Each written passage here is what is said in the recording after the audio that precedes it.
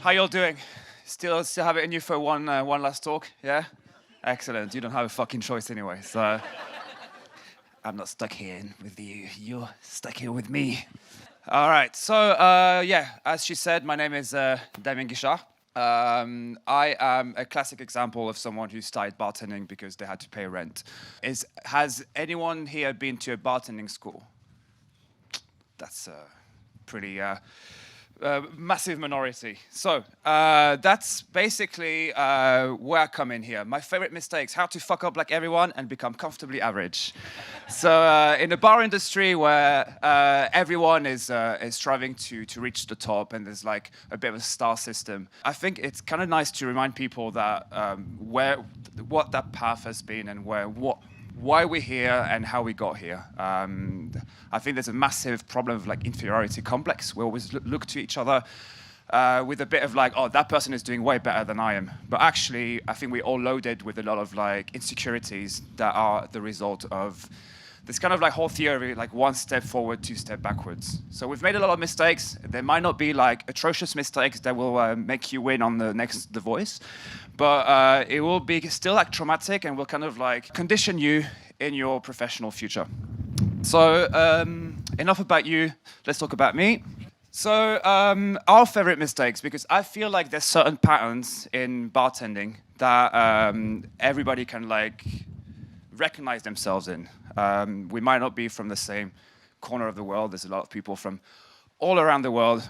By the way, a lot of people wearing sunglasses here. Last night was rough, wasn't it? How do we identify those patterns? And how do we kind of like find comfort in the fact that no one is actually perfect? Not even Rémi Savage. So my first mistake was this haircut. That's a very personal mistake. I just went to the hairdresser. I was like, look, my hair's a bit long. You can see, so here I have a laser. This is the look of realization. That was a fuck up. Photos don't lie, you know? Like sometimes you look at yourself in the mirror, it's like, are those abs? And no, like, so is that cool? No, it's not cool. That was way too short. So I kind of grown it since, but I'm still stuck with that style and I have to own it now. Yep. There we go. So yes, another title here. There you go. So I'm the Wax On creative director. What does that mean? It means that I'm not very good at logistics, so they stuck me with creative. So I'm in charge of leading the creative process at Wax On. Wax On, just briefly, because it's not really the topic today, it's a cocktail bar in Berlin that is focusing on really like the guest experience.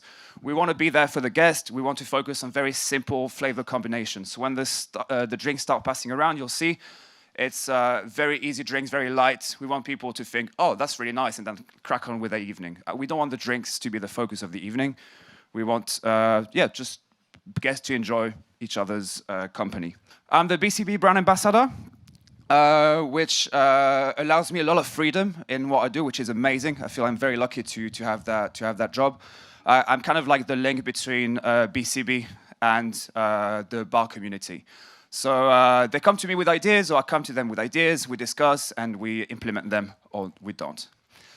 So then the following point, I really suck at PowerPoints, but the following points are quite important to me. I think it's important to shine as yourself in the bar industry and to use your groundings and what makes you you in order to become a bit more of a balanced individual in the bar industry. Because, like the whole like hashtag love my job, all about bartending, it will always only get you that far. It's like, I think after a while you need to kind of like settle. So that's why like I like to talk about how much I like running. I like to talk about how much I like cycling, because I think it's really important. It's like, it makes me who I am.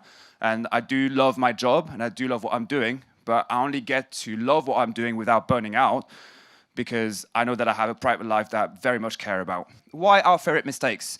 As I said, we've all made mistakes. I think there's not a single person here that hasn't made a mistake that has made them who they are today. There's a lot of accomplished people in this room. All of you are accomplished people. Jameson flew you over to Ireland all the way from Cork. For some. So, tough crowd. And so I think it means that you're all relevant in the bar industry. You're relevant to your scene, you're all relevant to the global scene, but it doesn't mean that we don't have that little thing of like, am I really relevant here? Do I have my place? Why am I here? So this is the first bar experience. You know, as we've just shown, not a lot of us have studied bartending. It's not really. There's not a lot of structured education in bartending. A lot of it comes from. Brands. A lot of it comes from people who are just like me, who have something to talk about. But it's not like there's no school, right? Until next year, when Maria opens her amazing school, it is still something that has to be the impulse of someone who is passionate about sharing. When you look at different fields, such as architecture, how to become a doctor, how to become a lawyer, it's very straightforward. It doesn't mean that it's easy, but the path is quite logical. You know, you have to go to uni, and then you have to follow a very difficult process. But there's kind of like a federal and federalized standards all around the world. So everyone, if you study architecture, there are, of course, cultural differences, but you know how to be an architect all around the world. When it comes to how to become a bartender, you're kind of like stuck with your instinct. And instinct is not always very good. So how to become a bartender? Bartending school, or you become a bartender? So that's pretty much it. I became a bartender because I moved to Berlin to learn German, and I had to pay rent. So that was the sad reality of it. I was like, I need to pay rent. How can I find a job? Very often, bartending and any hospitality jobs are open to newly arrived expats, immigrants with poor language skills, such as me, especially in Berlin, where everybody speaks English. So it was quite easy for me to find a job. And that's how it all started. That's when I decided that my degree would be irrelevant from now on. And look how I turned out. So one of the first mistakes that we do bartending is seeing terrible work conditions as a rite of passage. What that means is that very often you know how much you have to learn. You see people that you look up to, and you're like, if I want to be as good as that person, I'm going to have to shut up and just crack on. And very often you put yourself last. So what that means is you're the first one to arrive, last one to leave. You feel like you're going to be able to sustain that for the rest of your life, and you feel like it's the price to pay to have that place in your bar. You start bar backing. Has everyone bar backed here? Yeah? And you know, like everyone is like, oh, the bar back is the most important part of the bar back. You have to respect them. Why? Because you don't want to go back to being a bar back, because you know that it's kind of like where you start. It's funny because it's true. But yeah, but it's also like, it's kind of like the first step in, and being a beginner should not be coming with punishment. And very often in this industry, you're kind of like told, shut up and crack on, because that's the only way to learn. So then it kind of like brings you to the point where, you know, you kind of like make your own steps in this world, and if you're lucky, you have a mentor, we'll talk about it in a little bit. If you're not, you're kind of like stuck. You know, someone was telling me last night, oh, I've been following random people on Instagram. It feels like people are kind of left to their own skills and researching skills in order to find the right resources to learn. And that creates a lot of insecurity, because you don't know what you don't know. Like if I was told today, yeah, tomorrow you have to become a doctor, so you can do it, you just become a doctor. I don't know where to look. I don't know what reliable sources are. And just because someone is influential doesn't mean that they are knowledgeable. And so you reach a point where you feel like you're getting comfortable, but you still know that you have to learn, but you don't know how. And that sucks. So that's what my next point, the Dunning-Kruger effect. So does everybody know what that means? No? Okay. So that theory became very relevant during COVID, because it's this feeling that you have once you start understanding a subject that you know enough to be able to talk about it. So for example, a lot of people during COVID were like, oh, well, I've read a couple of articles, so now I'm a fucking COVID expert, and I can tell you that this theory is wrong, this theory is right. I'm not going to go too much into detail here. But it's good, you know, it's like when you start bartending and you've made a couple of classics, you've made a Blood and Sand, a fucking horrible drink, by the way. And you've made you know your recipes about how you made a couple of creations that people really like in your bar. and you are so comfortable and confident. Then you go to a bar and you start looking at your peers and you're like, well, that kind of fucking sucks what he did there. Did you see he doesn't use the same vermouth as we do, blah, blah, blah. You've experienced that, like it's kind of like overconfident bartenders. And this is where we are. Oh, hang on, I got a little laser here. Pew, pew. Peak of Mount Stupid. It means that you, once again, you don't know what you don't know. So you're like super confident, and it's kind of like the whole idea of like ignorance is bliss. It's followed by the Valley of Despair, which means that then you reach a point in your learning process where you actually realize that there's so much to know. Maybe you've entered a competition that you haven't done really well in. Or you've realized you met a bartender that really impressed you, and you realize how much they know, how much more they know, and you're like, fuck, I need to learn so much. And once again, you find yourself in that spot of like, what am I going to do? What's the best way to learn? And that's the whole idea of like one step forward, two step backwards, is that every time you make a little progress, every time you get a little bit of hope, you kind of like encounter something that is going to break you down a little bit and break your spirits a little bit. And I think that it all boils down to one thing, is that there is no educational structure in the bar industry. So you learn how to bartend in, I heard someone from South Africa here.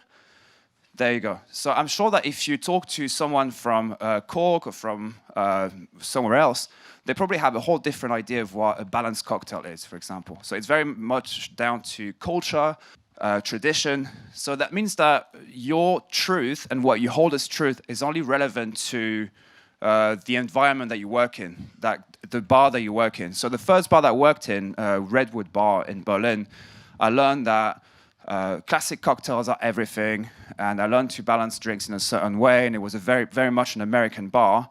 And then I went on to the next bar, and I was basically told that everything that I knew was not really relevant in that bar. So it's really difficult, because once again, when you learn architecture, when you learn something like I learned languages, for example.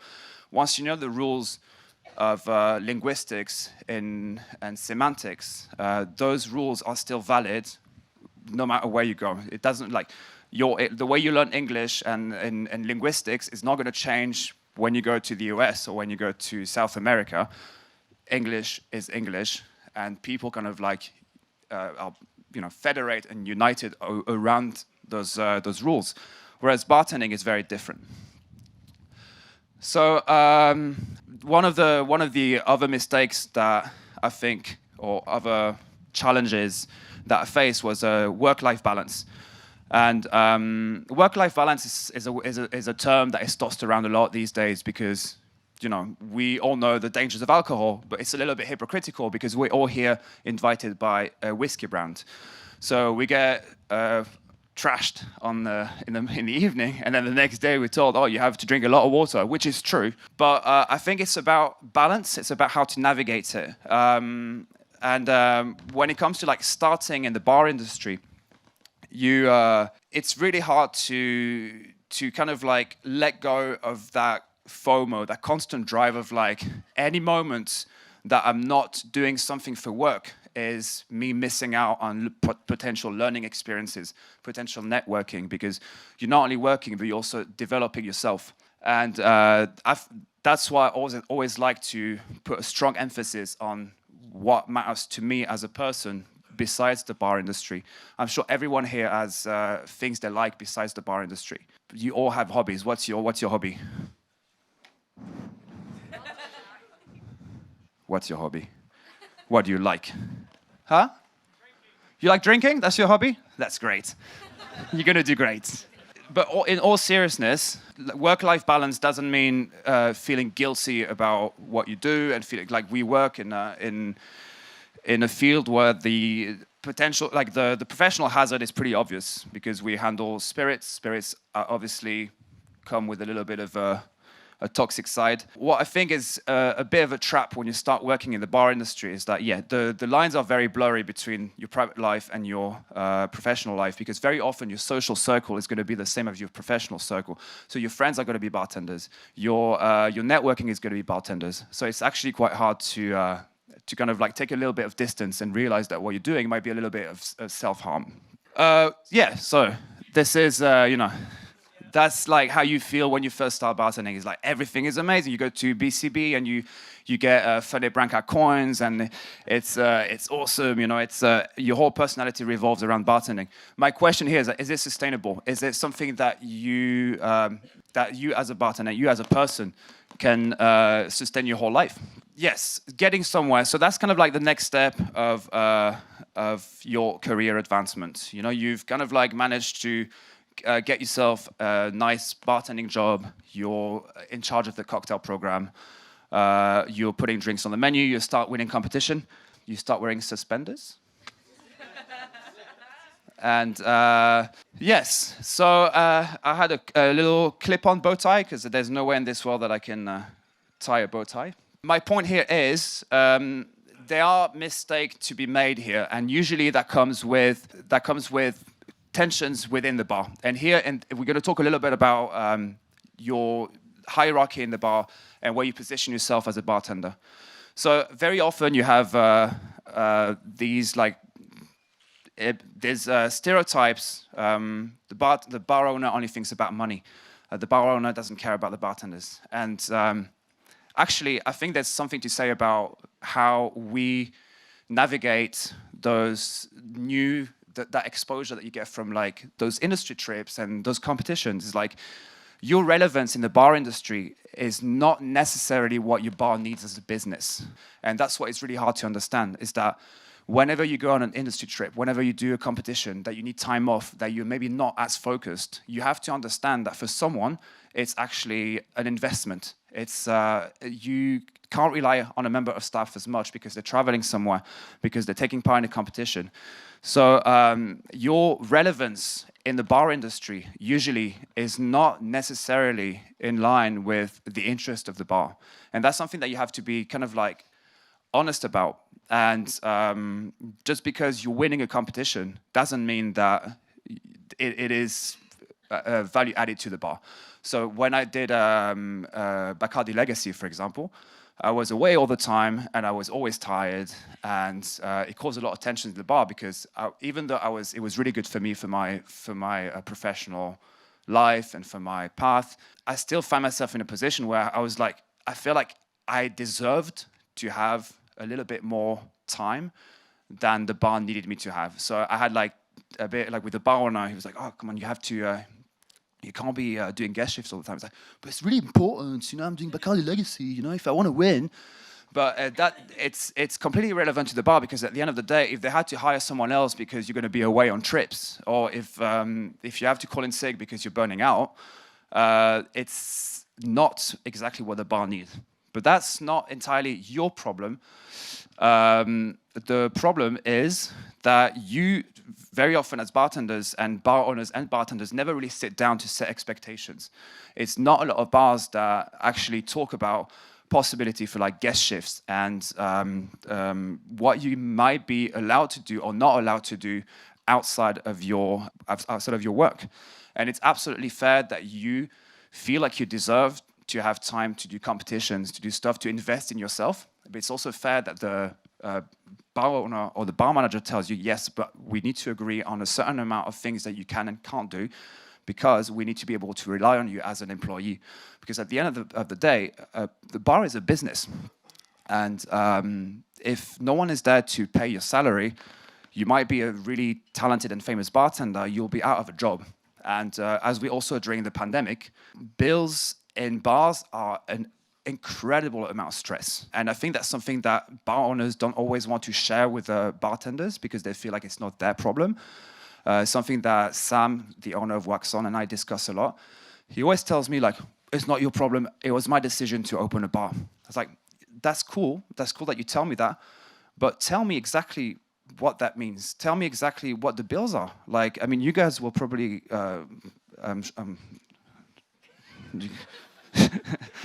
You both bar owners, and you come across very successful. But I'm sure that you've probably had like young bartenders look at the amount of money come in every night and be like, oh fucking hell, he's doing all right. But when you actually look at the money that goes to the government, in Germany it's 19% VAT, then you have like so many charges for employees, for example, like holidays and health insurance and stuff like that. You actually realize that if you make a 15 to 20% profit on each cocktail, you're doing all right. And I think that not enough bartenders know that. And I think that bar owners should be more transparent about what it takes to open a bar, but also what it takes to run it and to keep it afloat. So here, that's like kind of like the cycle of resentment that you have between bartenders and bar owners. It's like, oh, I'm doing too much here, you know, like bartenders always feel like they're investing too much of their time and too much of their passion into the bar. I'm not getting paid enough. Oh, the boss is so ungrateful. I'm going to overwork myself now to prove my worth and hope that I'm getting something in return in the future. I've seen that so much from like young bartenders that come in like 2 hours before and stay 2 hours after, doing more than they expected. And they get really resentful because they're not getting any praises for it. But who asked you that? You know, who asked you to come in early and to stay after? It's good if you feel like it's something for you, but don't think that it's going to weigh in the balance of that you're going to get necessarily a promotion for it, because at the end of if that's not what the business needs, then you're doing it only for yourself. And that's something that is important to realize, is that your own ambition has to always be looked at in terms of like what the business needs. And the owner also has like you know, some kind of like resentment towards the bartenders. Is like, how many times have you heard everyone is replaceable? Are they really? Especially in a business that is so people focused. I don't think that people are necessarily replaceable. Positions are replaceable, so you can replace one bartender with another bartender. But as soon as you replace Maria with someone else, it's going to be a complete different direction, because it's something that is so personal and so artistic that I think that, no, I don't think that everyone is replaceable. The whole thing of like, oh, I'm putting so much money into this business, therefore bartenders should treat it like it's their own. No, they shouldn't. And I think that there's a problem in communication if bar owners expect bartenders to treat their bar like it's their own fucking business. No, it's not their business. If your business scales up and turns into a chain, your bartenders will still get paid the same, and your profit, your revenue will grow dramatically. So I don't think that they should invest themselves as much as the bar owners.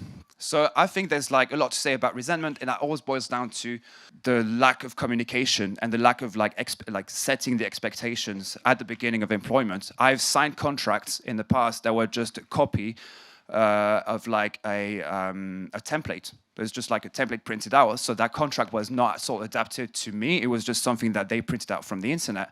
And I think that is something that you see a lot, at least in Germany, of like, if you are employed in such a specific bar business, then that contract should be really molded and adapted to you as a person and to the need of the bar and to your need as a bartender. Why not add like the amount of guest shift that you can do, for example? Who is getting paid? Is your own development seen as something in the interest of the bar? Should the bar get a cut? Should you get all the money when you do a gig? Those are things that aren't discussed enough, I think. Is that something that you feel you agree with, or is that something that's very specific to my market? A bit of a nod would be nice. Exactly. So that's where I was here. So setting objectives and expectations, a conversation that literally never happens. Again, bar brands and personal brands do not always not often align.